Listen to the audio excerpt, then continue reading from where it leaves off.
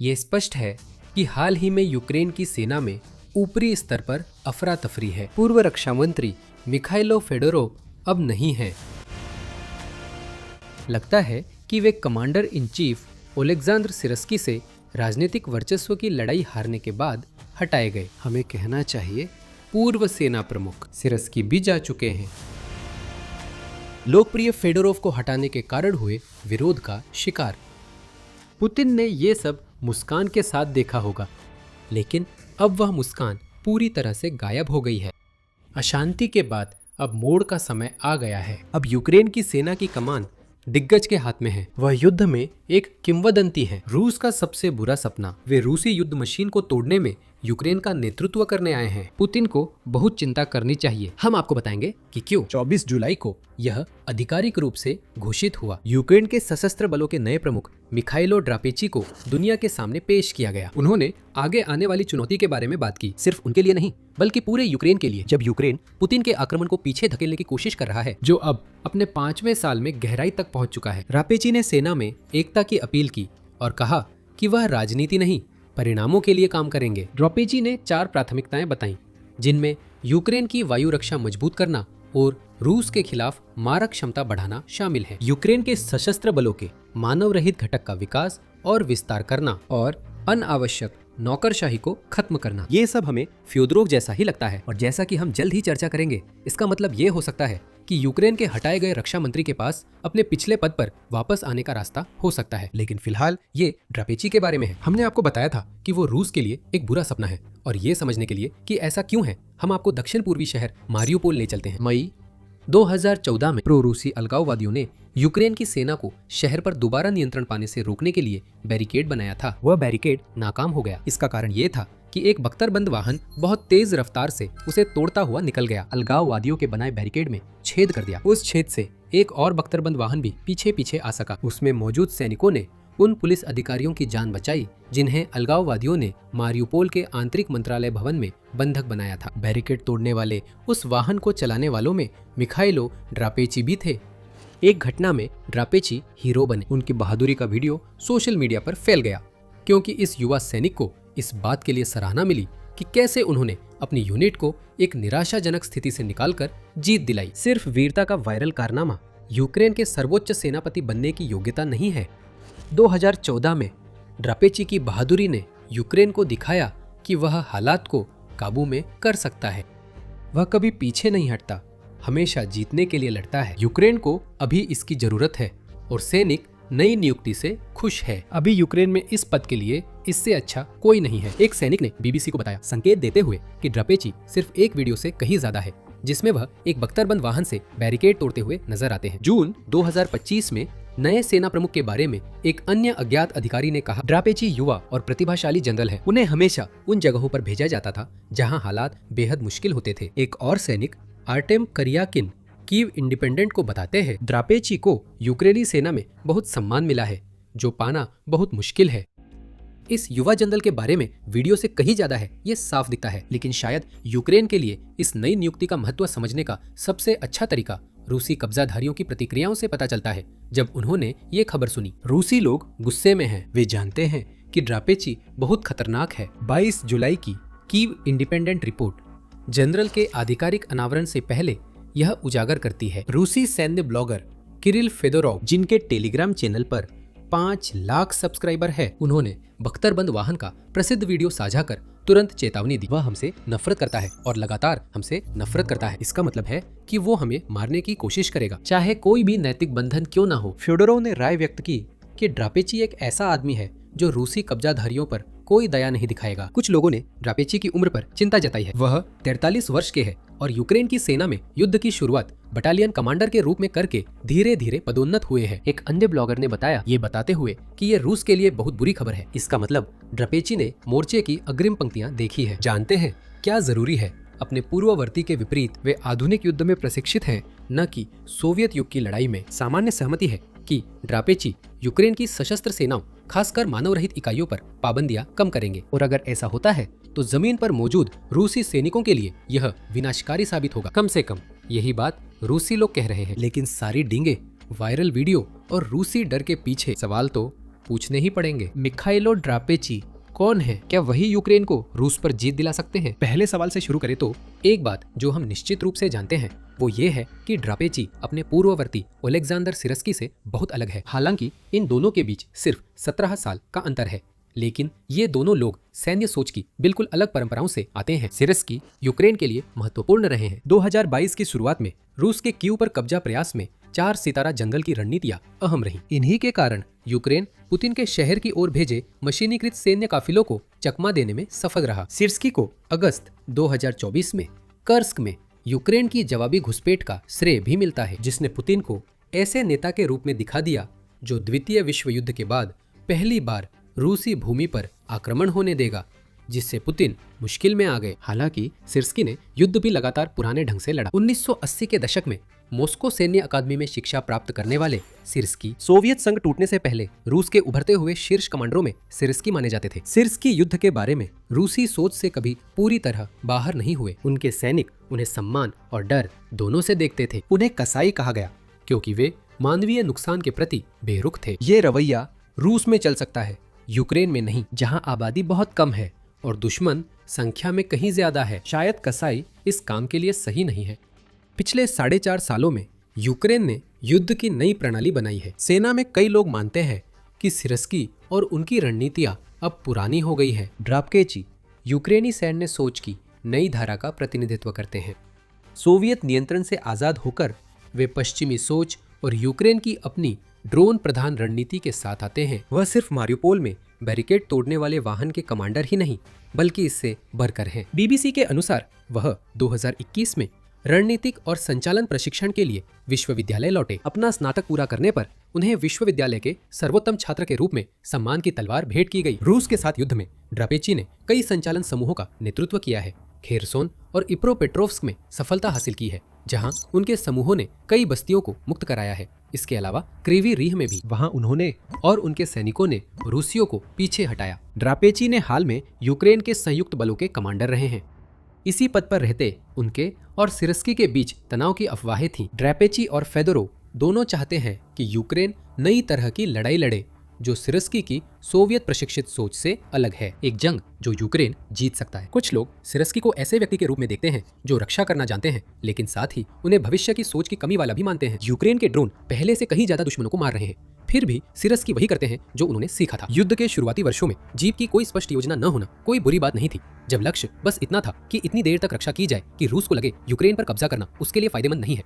लेकिन अब 2026 है। पुतिन ने पहले ही दिखा दिया कि वे रुकना नहीं चाहते। रूस की सेना चाहे जितनी बिखर जाए, अब यूक्रेन सिर्फ टिके रहने और बचते रहने का जोखिम नहीं उठा सकता, उसे जीतना ही होगा। ड्रापेची की नियुक्ति उसी जीत को हासिल करने के लिए की गई है। इसका मतलब यह नहीं है कि सिरस्की द्वारा यूक्रेन को यहाँ तक लाने में निभाई गई महत्वपूर्ण भूमिका को कम आंका जा रहा है। और यूक्रेन के सेना प्रमुख के रूप में अपने अंतिम संबोधन में सिरस्की ने अपने और उस सेना के बारे में जिसे वह पीछे छोड़ रहे हैं, दोनों के प्रति कूटनीतिक और स्पष्ट दृष्टिकोण दिखाया। मैं अपने उत्तराधिकारी को ऐसी सेना सौंप रहा हूँ जो न सिर्फ मोर्चा संभाले हुए है, बल्कि वो आक्रामक है और पहल कर रही है, ठोस संगठन के साथ, ऐसे लोगों के साथ जो दुश्मन पर वार करना जानते हैं। मैं आशा करता हूं कि यह हमला जारी रहे। इसके लिए जो कुछ भी चाहिए वह सब मौजूद है, सिरस्की ने कहा और आगे जोड़ा, मैंने यह पहले भी कहा था, आज फिर कह रहा हूं, मेरा काम युद्ध लड़ना है। पद बदल सकते हैं पर सिद्धांत वही रहता है। मैं किसी भी पद पर रहूं, यूक्रेन की सेवा जीत तक करूंगा। हस्तांतरण हो चुका है और सिरस्की पृष्ठभूमि में चले जाने को तैयार दिखते हैं, जिससे एक सहज परिवर्तन संभव हो सके। यह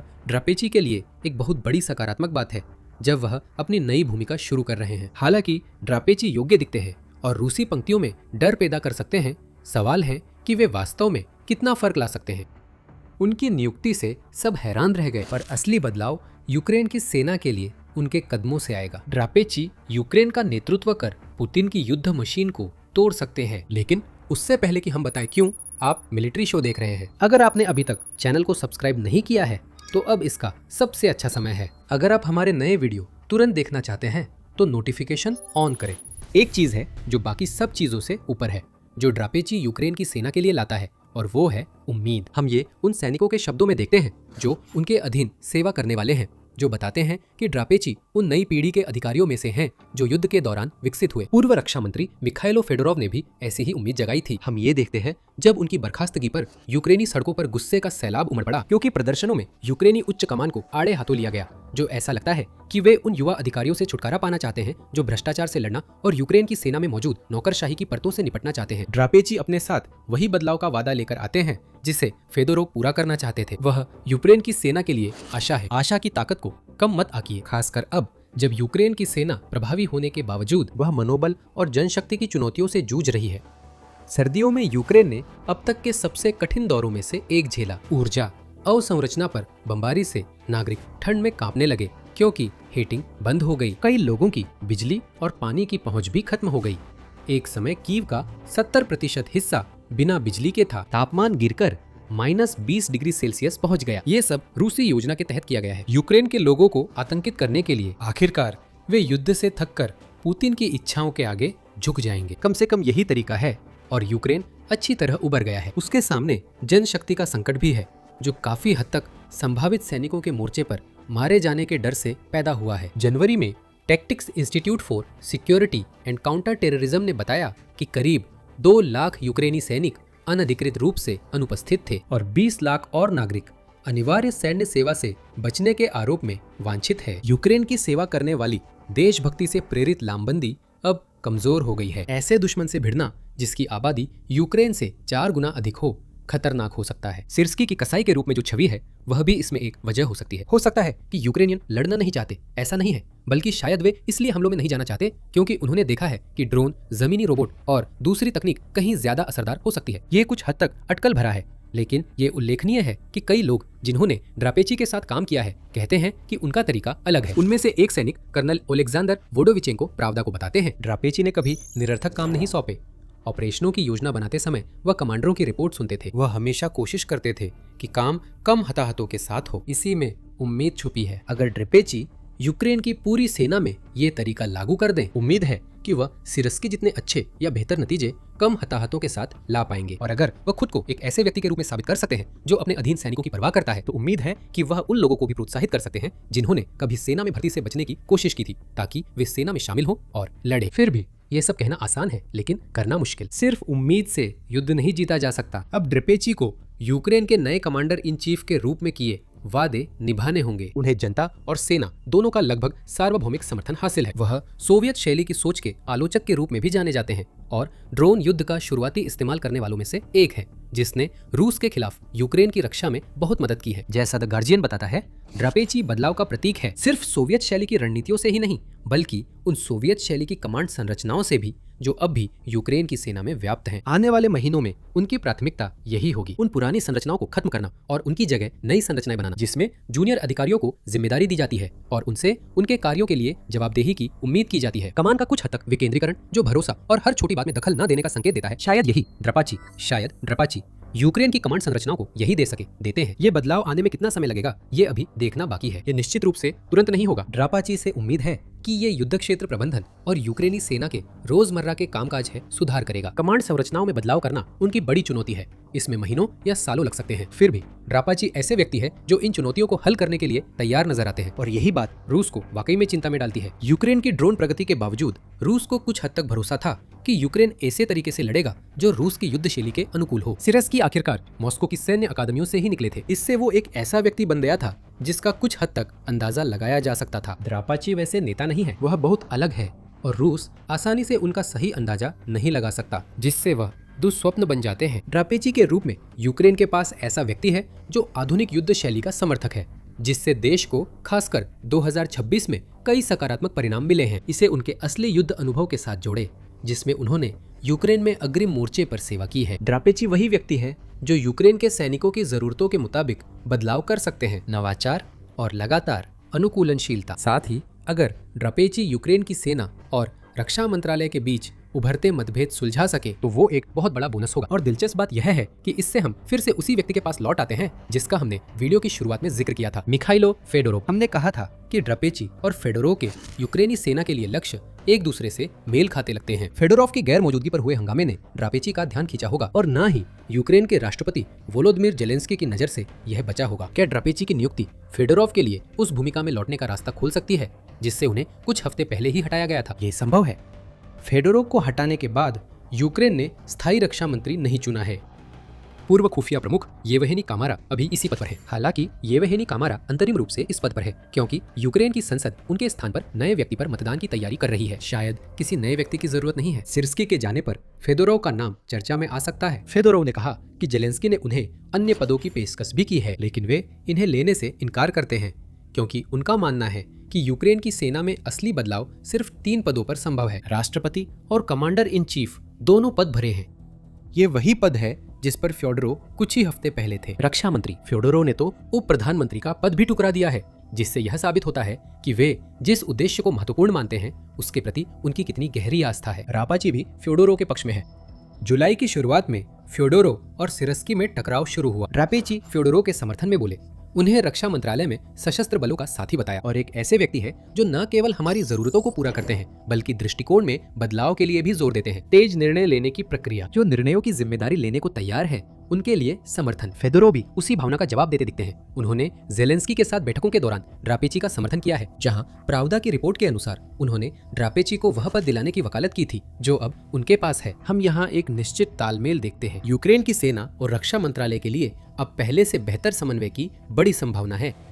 इसमें बाधा खुद जेलेंस्की हो सकते हैं। क्या वे अभिमान छोड़कर फ्योदोरोव को फिर नियुक्त करेंगे? सिर्स्की को हटाए जाने से यह संकेत मिलता है कि शायद वह ऐसा कर सकते हैं। और बेशक ये सब महज अटकलें हैं। अगर हम फ्योदोरोव की वापसी देखें तो हैरानी नहीं होगी, जो यूक्रेन के लिए परिवर्तन के एक दौर की शुरुआत का संकेत देगा जिसमें वो आखिरकार अपने सोवियत अतीत की आखिरी जंजीरों से खुद को आजाद कर लेगा। अब आगे ड्रापेची को जल्दी काम करना होगा। सितंबर जल्दी आ रहा है। हालांकि यूक्रेन ने 2026 में रूस के वसंत और गर्मी के हमले को सफलतापूर्वक रोका है। जब पतझड़ आएगा तो और भी कुछ आने वाला है। सितंबर में होने वाले एक आक्रमण की खबर है। ऐसी भी अफवाहें हैं कि पतझड़ के समय पुतिन को आखिरकार मजबूरी में कड़ा फैसला लेना पड़ सकता है और अपने लोगों पर जबरन लामबंदी थोपनी पड़ सकती है। जेलेंस्की ने 24 जुलाई को चेताया था कि सितंबर में रूसी संसदीय चुनावों के बाद पुतिन बड़े पैमाने पर लामबंदी कर सकते हैं। पुतिन इस युद्ध को और बढ़ाने वाले हैं। उन्हें हमलों में भाग लेने के लिए और अधिक रूसी नागरिकों की जरूरत है। हमें जानकारी है कि रूस इस पतझड़ में बड़ी लामबंदी की तैयारी कर रहा है। जेलेंस्की ने अपने रोजाना शाम के संबोधन में घोषणा की, अगर ऐसा है तो यूक्रेन के नए कमांडर इन चीफ को तुरंत कार्रवाई करनी होगी। उनकी नियुक्ति की खुशी और उम्मीदें सीमित हैं। यूक्रेन को वास्तव में जिन चीजों की जरूरत है वे है नतीजे, और ड्रापेची को ये नतीजे देने होंगे। वह आदमी जो युद्ध में एक किंवदंती बन गया, अब उसे खुद को रूस के लिए उस बुरे सपने के रूप में स्थापित करना होगा जिसकी यूक्रेन की सेना उससे उम्मीद करती है। अगर किसी में वह क्षमता है तो वह ड्रापेची ही लगता है। आने वाले महीने बहुत अहम होंगे। ये यूक्रेन या रूस में से किसी एक को बना या बिगाड़ सकते हैं। यूक्रेन के नए कमांडर इन चीफ का ध्यान सबसे पहले कॉन्स्टेंटिनोवका पर जाएगा। रूस ने दावा किया है कि उसने इस महत्वपूर्ण किलेबंदी वाले शहर पर कब्जा कर लिया है। ऐसा नहीं हुआ, बिल्कुल भी नहीं। इसके बजाय यूक्रेन ने रूसी सैनिकों को शहर में एक शानदार जाल में फंसाया और उस जाल को सक्रिय कर भारी नुकसान पहुंचाया। ये वही तरह का ऑपरेशन है जिस पर ड्रापेची को आगे बढ़ना चाहिए और आप हमारे वीडियो को देखकर इसके बारे में सब कुछ जान सकते हैं। अगर वीडियो पसंद आया हो तो मिलिट्री शो सब्सक्राइब करें और नोटिफिकेशन बेल दबाएं ताकि यूक्रेन की सेना के बदलावों पर हमारे वीडियो देख सके। हमेशा की तरह देखने के लिए धन्यवाद।